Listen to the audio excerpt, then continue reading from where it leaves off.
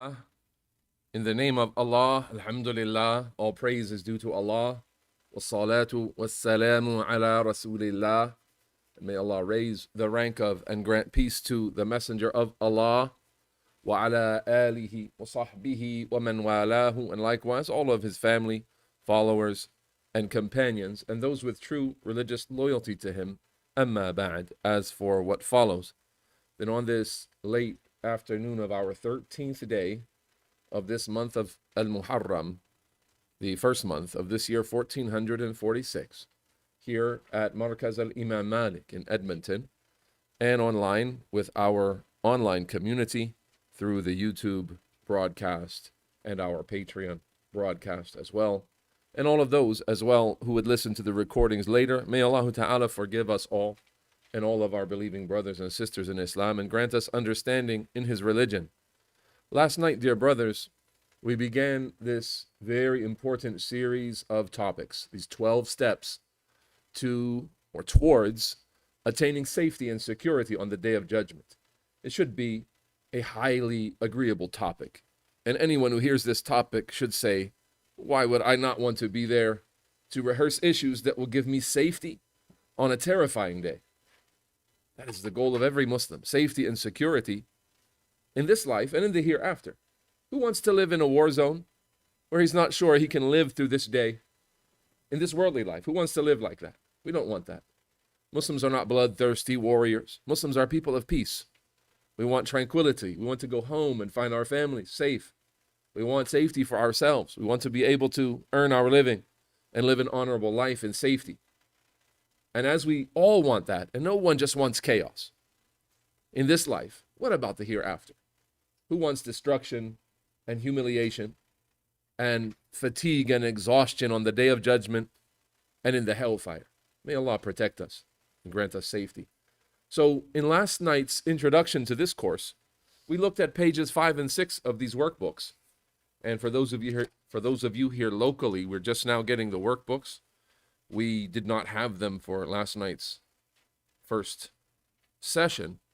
You can review page 5 to see the topics that we took, and you can review page 6 as well. We actually left off on the last point, point 6 of session 1, on the bottom of page 6.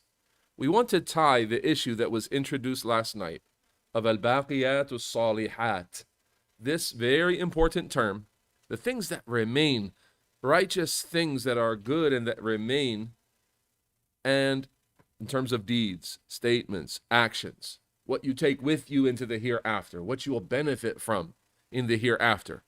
Remember, the verse began, Al-malu wal-banuna zinatul hayatid dunya.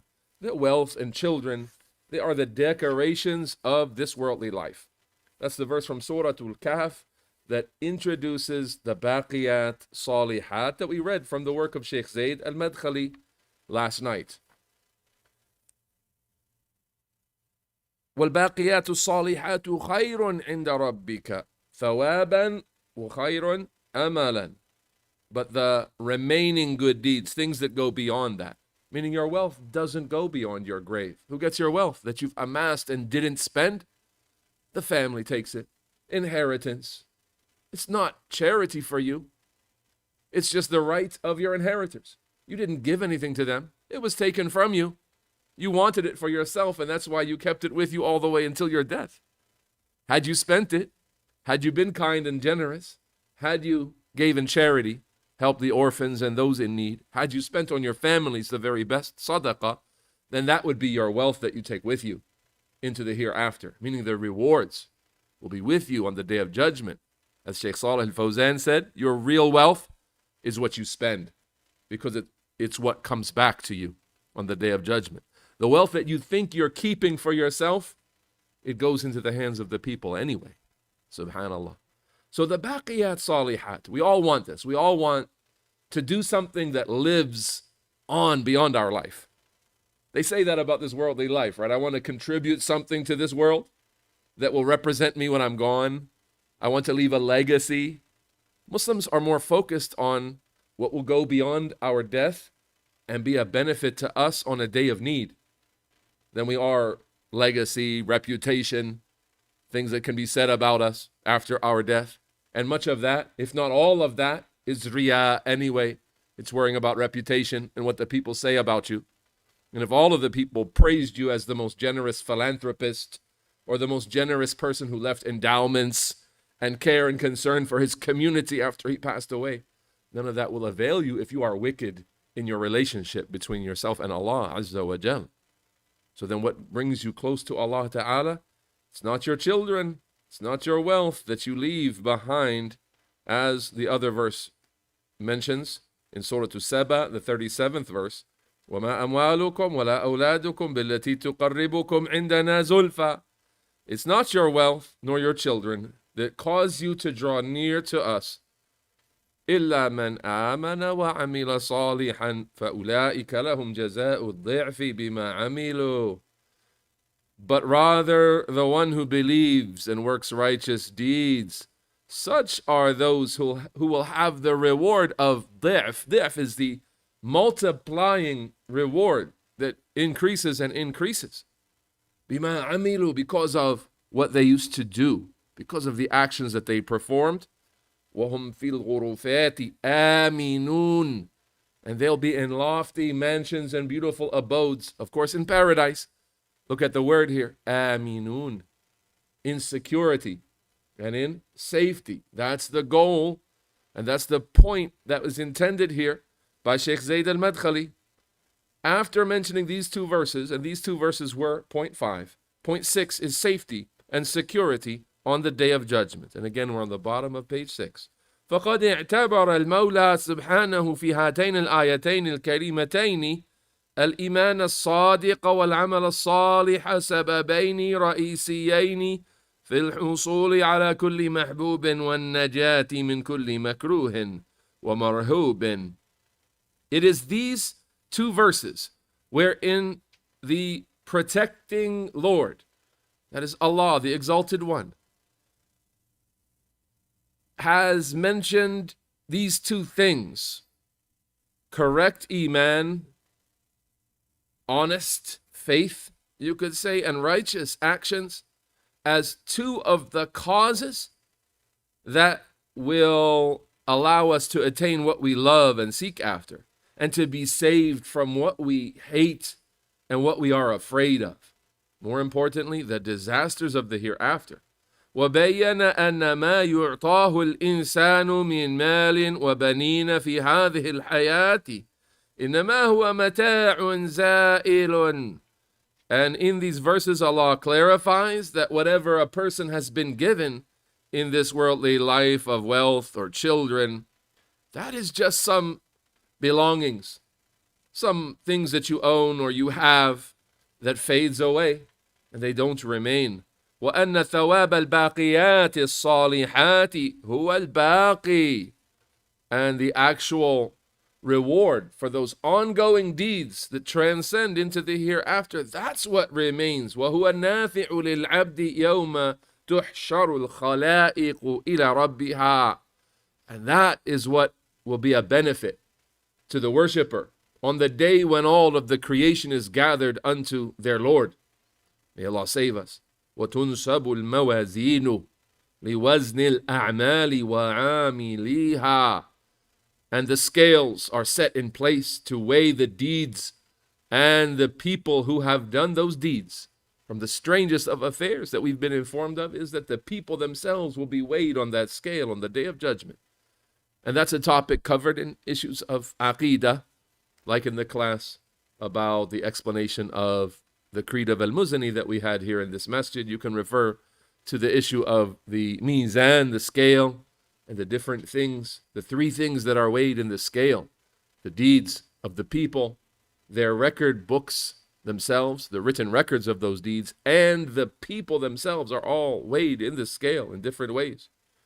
وتنشر الدواوين التي قد سجل فيها كل ما عمله الإنسان من خير وشر. And then those record books are handed out and they're spread out. Those that have recordings in them of every single deed that a person has done, of good and of evil. فَمَنْ يَعْمَلْ مِثْقَالَ ذَرَّةٍ خَيْرًا يَرَهُ. So whoever does The smallest amount of good shall see it. You know this verse from Surah Al-Zalzalah. وَمَنْ يَعْمَلْ مِثْقَالَ ذَرَّةٍ شَرًّا يَرَهُ. And the one who does the tiniest amount of evil shall see it. So then this first point was all about the basics of the religion, the pillars of Islam, the actions, the salat, the zakat, the hajj, the fasting of Ramadan, these actions. And the pillars of Iman being beliefs, convictions, belief in Allah, His angels, His books, His messengers, the last day and the divine decree, the good and the bad of it. This being understood properly, along with the righteous actions, the pillars of Islam and everything else, is safety and security on the day of judgment. From another angle, you could say the fulfillment of your duties, the righteous actions that you do, whether they be obligatory or optional, and abstaining from sin and even avoiding things which are disliked but not strictly forbidden, all of those matters are collectively taqwa. You could call that piety. You could call that al-Islam, surrender and submission as a Muslim. You could call that al-istiqama, uprightness in the religion.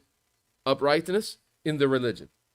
And the verse that was read today in the khutbah, that was a good focus of the khutbah, إِنَّ الَّذِينَ قَالُوا رَبُّنَا اللَّهُ ثُمَّ اسْتَقَامُوا. Verily those who say, my Lord is Allah, and then they are upright. They have istiqama. Essentially everything Sheikh Zaid mentioned here, they bring it all together. Righteous actions based on correct, authentic beliefs. Then they are upright after they say they believe in Allah. They say our Lord is Allah. تَتَنَزَّلُ عَلَيْهِمُ الْمَلَائِكَةُ أَنْ لَا تَخَافُوا وَلَا تَحْزَنُوا. The angels descend to them, saying to them, don't be afraid and don't grieve. So don't be afraid. Your fear is about the future. At the time of death, the angels say this to a person. May Allah make us from those who hear this, because these are the righteous allies of the angels, the allies of Allah Azza wa Jal, and the allies of His angels. Subhanallah. They come to them and they give them glad tidings like this. They say, do not fear. Do not be afraid of what's coming up. So if the angels are telling you, do not be afraid of what's coming up, will you have safety? Yes. They're not tricking you. They're not deceiving you. They're your allies. They've only been created to convey what Allah has ordered them to convey. Absolutely truthfully and with trustworthy honesty.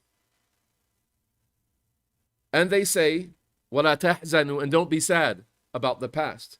Meaning a righteous person has indeed done something wrong. No righteous person is purely righteous. But don't be sad about that. Why? There's forgiveness from Allah Azza wa Jal, glad tidings.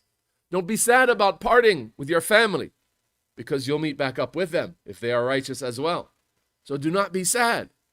And as well, وَأَبْشِرُوا بِالْجَنَّةِ, and receive the good tidings of paradise, الَّتِي كُنْتُمْ تُوعَدُونَ, that which you have been promised. نَحْنُ أَوْلِيَاؤُكُمْ فِي الْحَيَاةِ الدُّنْيَا وَفِي الْآخِرَةِ.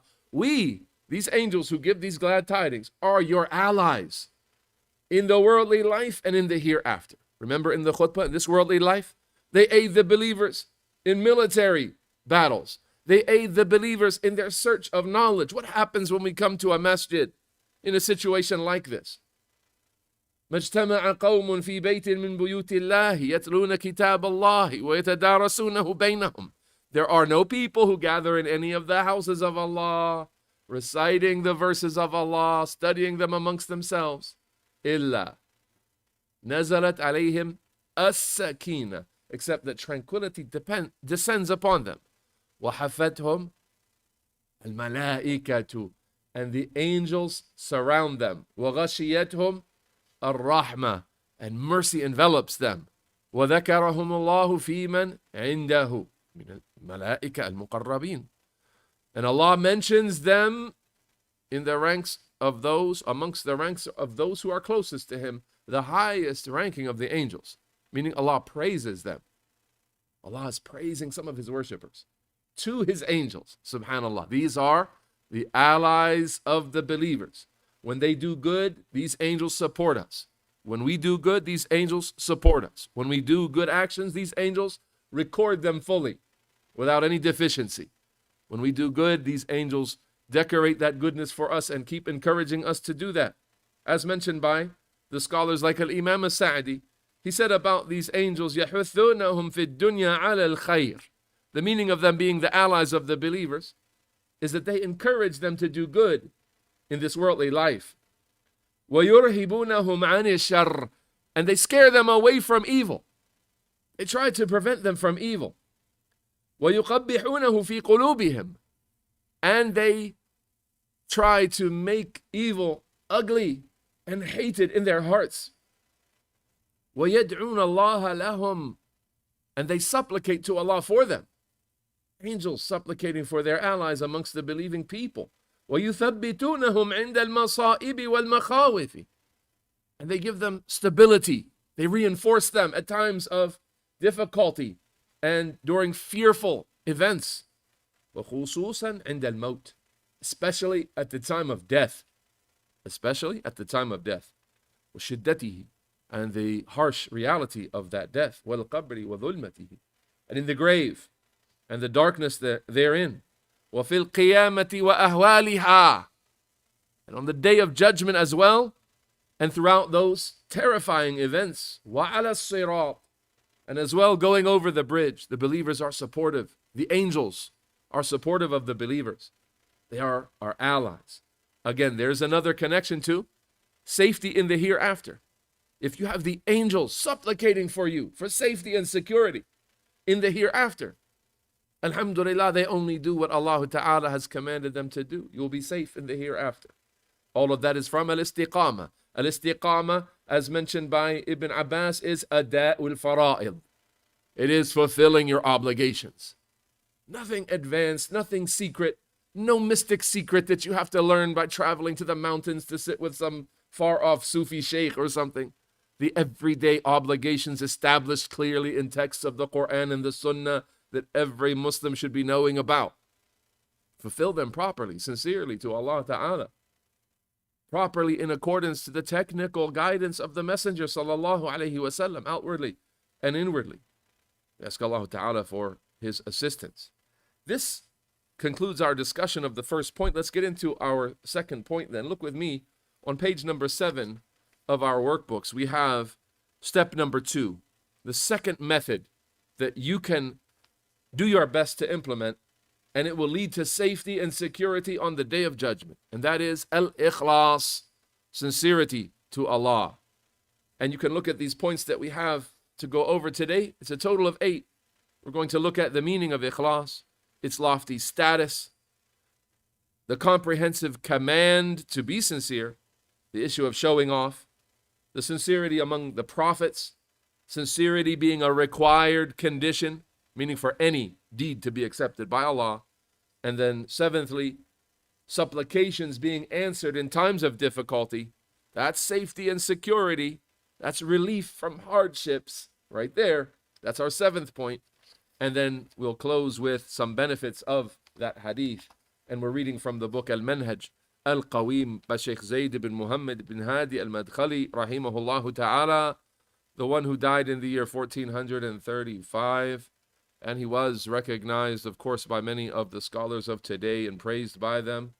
The likes of Sheikh bin Baz, rahimahullah ta'ala, Sheikh Salih al-Fawzan, Sheikh Muhammad Aman al-Jami, and many other scholars, Sheikh Abdul Muhsin al-Abad.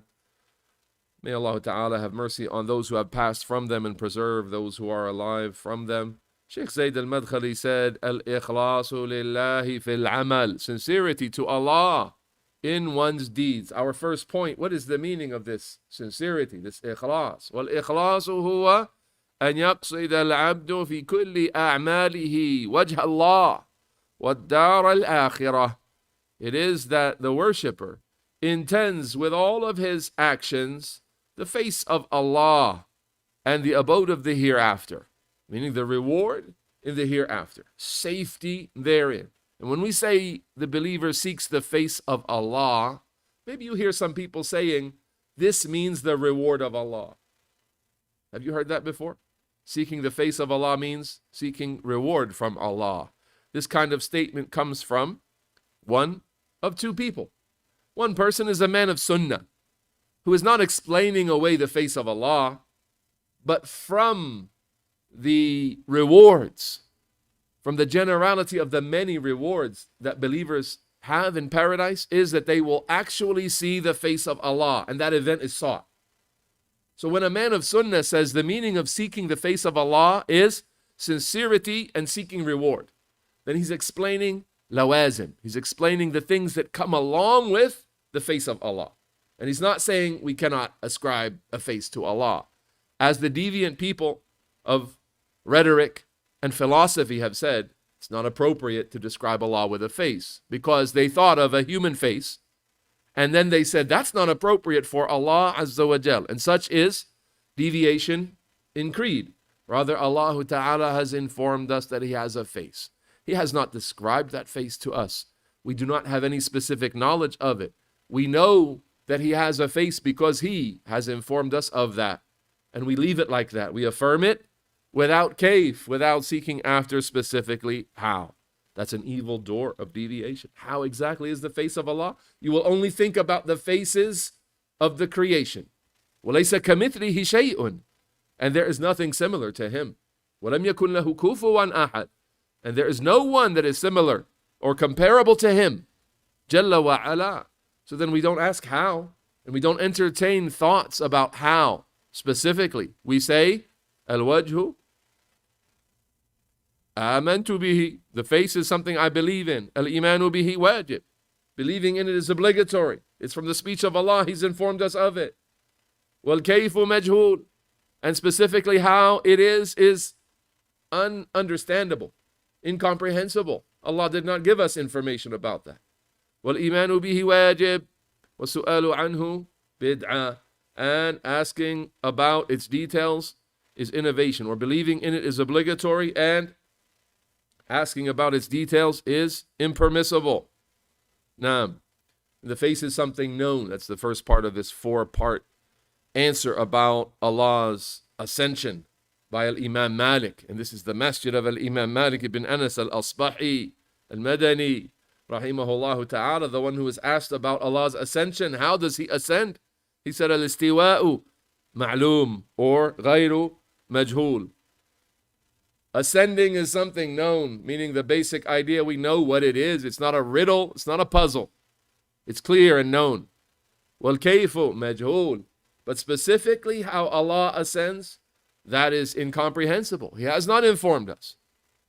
وَالْإِيمَانُ بِهِ وَاجِبٌ وَالسُّؤَالُ عَنْهُ بِدْعَةٌ. Believing in it is obligatory. Asking about it is innovation. We apply this to all attributes of Allah Ta'ala, not specifically ascending above His throne, but His face, His hand, His descending to the lowest heaven in the last third of every night. All attributes that some of the people are confused about, and that the people of Sunnah are not confused about ever. These attributes are affirmed with this 4-part methodology. So when we seek the face of Allah Ta'ala with sincerity, it means just that. We want to be from among those who reside in paradise and will actually see the face of Allah with the clarity of vision, like how you can see the full moon on a cloudless night, like how you can see the blazing sun in the sky with no clouds in the middle of the day. With that clarity, you will see your Lord, as our Prophet ﷺ said. Meaning, if we are not from those prevented from that because of sin, because of transgression, because of disbelief, because of apostasy, and all of those matters, may Allah Ta'ala allow us to see His majestic face.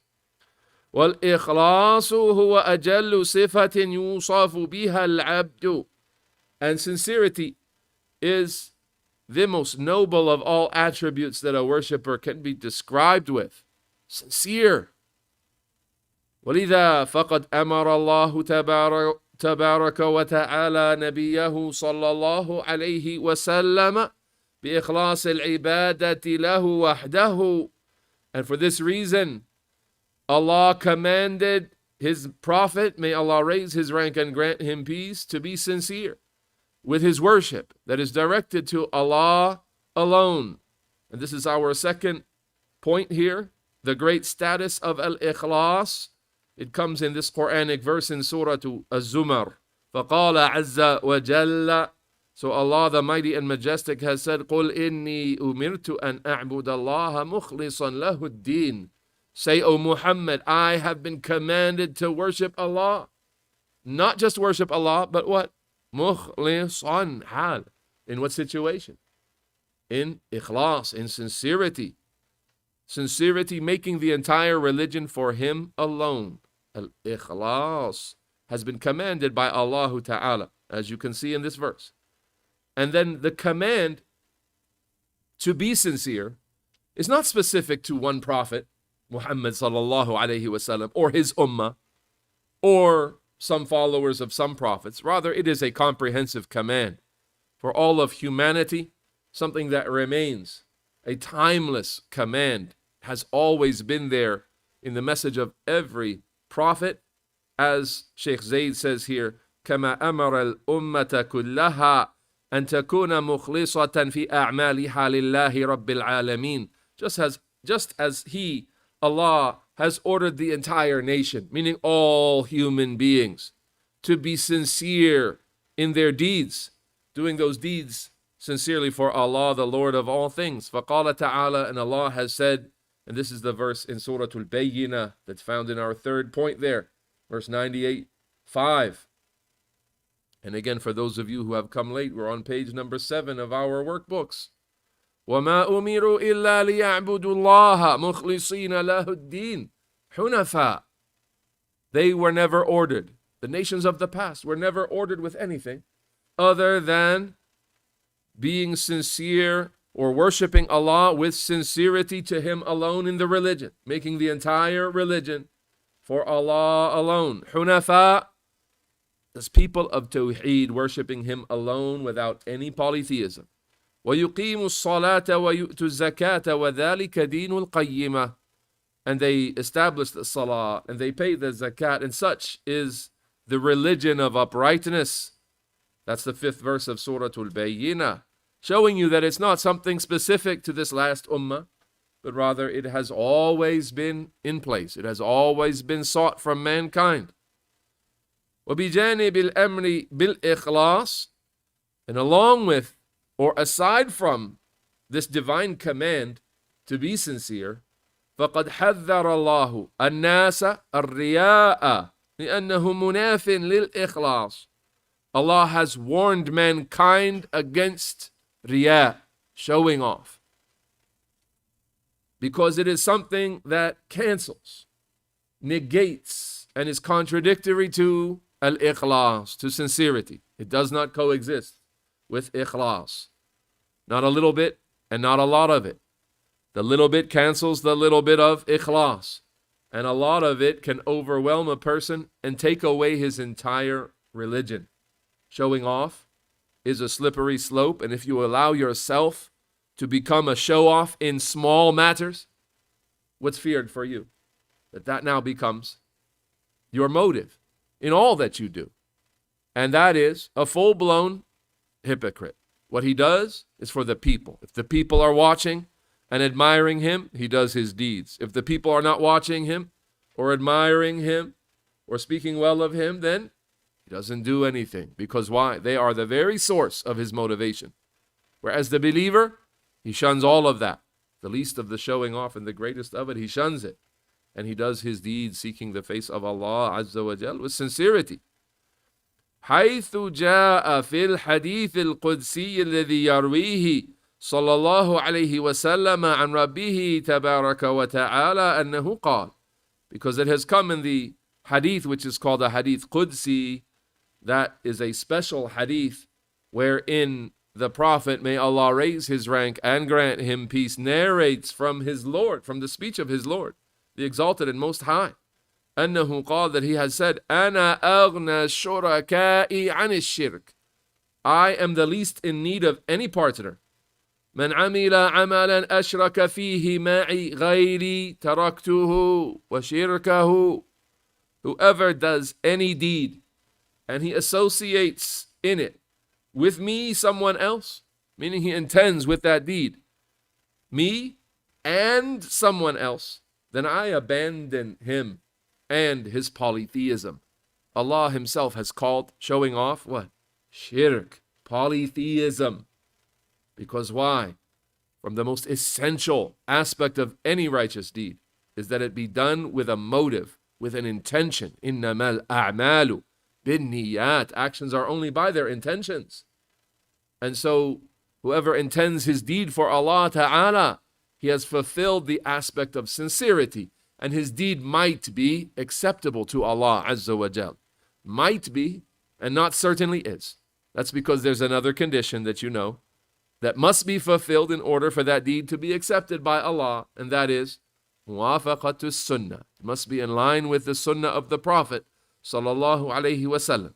So a person cannot be educated about how to worship Allah and in conformity with the guidance of the Messenger sallallahu alaihi wasallam outwardly, yet he's inwardly a show-off, seeking the recognition of the people. That action, no matter how correct it looks outwardly, it is rejected by Allah Azza wa Jal. Because of this hadith, taraktuhu wa shirkahu, I abandon him and his act of polytheism. Allahu Akbar. And if a person were to be as sincere as one can be, with a heart full of love for Allah and hope to see Allah on the Day of Judgment and fear of His punishment, and that's his real motivation, mukhlis, ikhlas, and taman, with sincerity, with absolute perfect sincerity. Yet, he approaches an act of worship which is not legislated. He invents something, or he follows those who have invented acts of worship which are not established in Islam. That is not accepted by Allah Ta'ala. Then what deed is accepted? It's as-sawabu al-mukhlas. It is the deed which is correct, in conformity to the guidance of his Messenger sallallahu alaihi wasallam, and done with sincerity to him alone. Both things must be in place. Qala rahimahullah. Our fifth point then, sincerity among the prophets. وَمِمَّا هُوَ جَدِيرٌ بِالذِّكْرِ لَهُ وَالتَّنْبِيهِ عَلَيْهِ. And what is important to mention here and to alert you all to, أن للإخلاص أهميته في الشرائع السماوية كلها. The sincerity has its importance that has been found in all previous legislations. إذ هو سمة كل رسول وصفة كل نبي. It is the mark of every messenger and the trait of every prophet. حيث قال تعالى في وصف كليمه ونجيه موسى عليه السلام, as Allah the Most High has said about his prophet whom he spoke to, and the one he gave salvation and safety to from the clutches of Pharaoh. That is Musa, peace be upon him. إِنَّهُ كَانَ مُخْلَصًا وَكَانَ رَسُولًا نَبِيًّا. He was one who was mukhlas. Mukhlas is mustasfa, chosen by Allah. And that's not exactly the point of the Sheikh. The Sheikh is saying here that Musa was mukhlis, and that is qira'ah thaniya. That's another recitation of the Quran that's authentic, that is from our Messenger sallallahu alaihi wasallam, that he read, إِنَّهُ كَانَ مُخْلِصًا وَكَانَ رَسُولًا نَبِيًّا. That he, Musa, was a man of sincerity, mukhlis, and he was a messenger and a prophet. Now when you hear there are two ways of reciting the Quran with a different haraka, that Musa is described as being mukhlas, chosen and select, and mukhlisan, meaning he has sincerity. He had sincerity. He was a person of sincerity. Which one is correct? Both, absolutely. Because both are the speech of Allah Azza wa Jal. And neither of them are contradictory to anything. And both of them show you a different angle of meaning. The meaning is different when you read it this way or that way. And both meanings are intended by Allah Azza wa Jal. That's from the miraculous composition of the Quran, that the people cannot bring speech like it. The challenge for mankind to replicate something of the speech of Allah includes these matters here. The speech of Allah is dhu qira'at. It has recitations. And those recitations, each and every one of them that are established, they provide angles of meaning that are beautiful, applicable, and intended. So here Musa was chosen. Istafahullah. Allah chose him. So he's mukhlas. And he was a man of ikhlas. He was the fa'il from akhlasa yukhlisu ikhlasan. He's the one who did the ikhlas as well. He's the sincere one. And that's what Sheikh Zayd is mentioning here. The previous prophets were praised for their sincerity, all of them. And then you can find that leading to our Messenger sallallahu alayhi wasallam. وَقَالَ لِمُحَمَّدٍ عَلَيْهِ الصَّلَاةُ وَالسَّلَامُ فَاعْبُدِ اللَّهَ مُخْلِصًا لَهُ الدِّينَ. And he said to Muhammad, may Allah raise his rank and grant him peace, worship Allah sincerely, making the religion sincerely and purely for him. أَلَا لِلَّهِ الدِّينُ الْخَالِصِ. Nay, to Allah belongs the religion of sincerity, the religion of purity. Now, any command to the messenger, even if we are not mentioned as his followers, is a command for us, as he is our role model and our leader, as another principle in tafsir. يا أيها النبي إذا طلقتم النساء فطلقوهن. Subhanallah. Oh, you prophet, whenever you all divorce women, Allah addresses his prophet and then begins to instruct the whole ummah about how they are to divorce women when they need to divorce a woman. In Surah At-Talaq, the opening verse. Notice Allah addresses one man specifically and then provides instructions for a congregation of people, his following. That's a principle in tafsir. Any order directed to our Prophet sallallahu alaihi wasallam bil ifrad, with the singular address, is a command for all of his followers. And so he's been commanded to be sincere to Allah, and that means we are all commanded to be sincere to Allah. Our sixth point then is sincerity as a required condition for all deeds. He said, Sheikh Zayd said, rahimahullah, ثم إن الأعمال التي كلف بها العباد or كلف بها العباد أمرا ونهيا, those deeds which he, Allah, has made the worshippers responsible for fulfilling, whether they are commands to be upheld or prohibitions to be avoided, tahlilan wa tahrima, or rulings on things that these things are permissible and those things are impermissible, adaban wa suluka, whether those things are mannerisms or character traits, la tuqbalu minhum illa bi shartayni. None of that is accepted from any of them except with two conditions fulfilled. أولهما الصواب, one of them being correctness, بحيث يكون العمل موافقا لشرع الله المنزل على أنبيائه ورسله. That is, that those actions are done in accordance to the legislation that was revealed to his prophets and messengers. That's conformity, technical conformity, learning the pillars of the salat, the conditions, the wajibat, the obligations, so as to correctly perform the salat outwardly. And then inwardly is this second one, وَثَانِيهِمَا, the second of those two required conditions, al-ikhlas, sincerity, وهو أن يكون العمل الذي يقوم به العبد خالصا لله لا رياء فيه ولا سمعة. That is, that the deed is done with sincerity to Allah. The thing which the worshipper does is sincere for Allah without any showing off in it. No riya, and no sum'ah, and no consideration of one's reputation.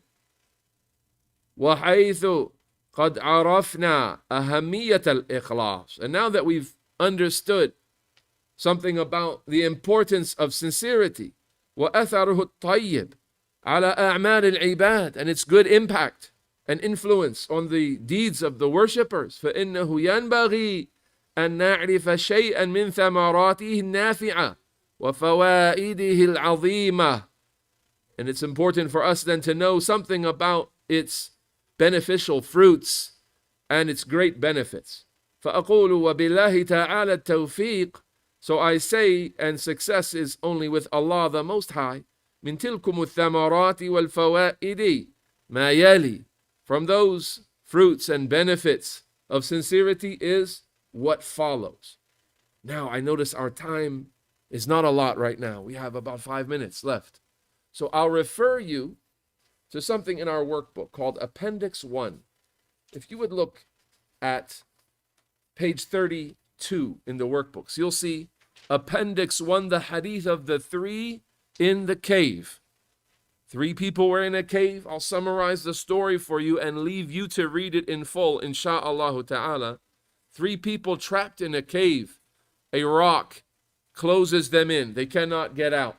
They know the affair is with Allah alone. So they say, let's mention something of sincerity that we have done to our Lord and ask him by way of those actions to relieve us of this hardship and to allow us to escape from this cave. So one talked about his dutifulness to his parents in milking his animals and making sure that his parents would drink the milk before any of his family. And a very beautiful story is mentioned there by that person. And he supplicates, if I did that for you, O Allah, then remove this hardship. And the rock moves a little bit, but not enough to get out. The second man talks about how he had a cousin that he wanted to be with romantically. A man sought after a female cousin of his, and it's allowed to marry the cousin in Islam. And there's nothing wrong with it. Allah Ta'ala has legislated it to be permissible, despite what non-Muslims say about that. He wanted his cousin. He desired her more than a man, as much as a man can desire a woman. So he had an opportunity to be with her. Long story short, she said, fear Allah and don't break the seal except by right, meaning she wanted him to marry her. And he left her, and he said he left her for the sake of Allah because she commanded him to be fearful of Allah and to observe his duty to Allah, so he left her. And he said, oh Allah, if I did this for you, if I left this situation, everything was lined up perfectly. If I left that for your sake, fearing you, then aid me in this situation. The rock moves again, but not enough to get out. The third man hired workers, and one of the workers had left his job early and did not finish the day of work and did not take his wages either. So he invested that money on behalf of him in his absence until it became a massive amount of wealth. And when he returned asking for the wages for that part of a day, he gave him all of that which became the result of those investments. And he said, all of this is yours. He had invested it on his behalf for him and gave it all to him, subhanallah. And then he supplicated, oh Allah, if I did that for your sake. And that's when the rock was moved by Allah Ta'ala out of the way. So then from this story, there are so many benefits, but I believe our adhan is close, huh? How close is the adhan now? 3 minutes? 4 minutes? Let's see how much of these benefits we can take. And this is our final point for today. There, back to page number 8, is it? Back to page number 8. Remember, you've got to read the hadith in its entirety on your own. Page 8, some benefits of this hadith. There are 4 that Sheikh Zaid mentions. Let's see how many we can mention. The first one, and I'm summarizing here instead of reading everything. The first one is that sincerity is a step towards safety and security, to the relief of burdens and hardships. And that's not just in this life, but it's in the hereafter. And that's the big connection to what? Our topic of lessons. Then secondly, in the hadith is an encouragement to be kind to parents and treat them well in speech and in action. And then thirdly is the encouragement or the guidance to be chaste and to be distant from the impermissible behaviors, especially once you are capable of it. You have now reached a point where you can access what Allah has forbidden and no one will know about it, and you're on your own and the decision is yours. Sincerity to Allah, restraint and modesty, or a good time in disobedience of Allah. A good time in this life that is laced with harms of all types. Psychologically, physically, mentally, and all types of harm. Socially, financially, all of that. No disobedience to Allah Ta'ala is truly fulfilling. We know that. We've been there, all of us. We know that. There's no high except there's a low after it. There's no disobedience that is gratifying truly and satisfying and allows you to be at peace with yourself. All of the disobedience to Allah Ta'ala is harmful, disruptive to the human psychology and to his emotional state and so on. So to be chaste is one of the great traits of a Muslim in submission to Allah Ta'ala. And then fourthly is an affirmation of the miracles that were given to some of the righteous people of the past, those who are known for true faith and righteous deeds, as this rock was moved by Allah Ta'ala himself with his intervention as a miraculous type of event that's called a karama, a miracle given to righteous people, not to rival or outdo the mu'jizat, the miracles of the prophets, like the splitting of the moon into two halves given to our Prophet sallallahu alaihi wasallam, or the Quran, the greatest of miracles, or the likes. The miracles of the prophets are not outdone by miracles of righteous people. They are lesser in nature and not of such a great status to outdo the miracles of the prophets. With that, we've taken a quick summary of those 4 points mentioned by Sheikh Zayd, and we'll suffice ourselves with that, having our adhan just a short moment away from now, asking Allah Ta'ala to grant us a ta'assi as-sahih, the real true following of our messenger, Muhammad sallallahu alayhi wasallam, that which leads to safety and security on the last day.